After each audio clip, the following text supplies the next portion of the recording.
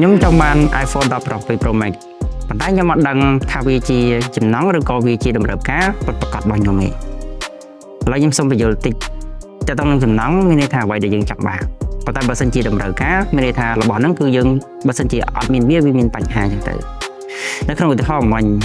យើងចង់ដឹងថាជាចំណងឬក៏តម្រូវការយើងសាកល្បងអត់វា1ខែ2ខែឬក៏3ខែមើលបើសិនជាវាជាចំណងមានន័យថា1ខែ2ខែ3ខែដែលយើងអត់ iPhone 17 Pro Max ហ្នឹងគឺអត់មានបញ្ហាអីទេធម្មតាប៉ុន្តែបើសិនជាយើងអត់ iPhone 17 Pro Max វាមានបញ្ហាដោយការងារយើងជាប់គាំងឬក៏យើងអាចធ្វើការងារបានបាត់ប្រាក់ចំណូលអាហ្នឹងមានន័យថាវាជាតម្រូវការរបស់យើងប្រកបអីហើយបើសិនជាបងប្អូនចង់ជ្រាបឲ្យកាន់តែលម្អិតតាក់ទងនឹងទីសាស្ត្រឬក៏កលឹះក្នុងការដោះស្រាយទៅលើបញ្ហារបស់បងប្អូនតាក់ទងនឹងហិរញ្ញវត្ថុឬក៏ការអភិវឌ្ឍសមត្ថភាពបងប្អូនអាចអញ្ជើញចូលរួមសិក្ខាសាលាដែលរៀបចំដោយក្រុមការងាររបស់ SUC New ដែលយើងធ្វើឡើងនៅថ្ងៃទី22ខែកុម្ភៈឆ្នាំ2026ដែលមានការចូលរួមជាវាគ្មិនដោយលោកនាយកគឹមតារាថាបនិកនៃសាលាបង្វឹក Startup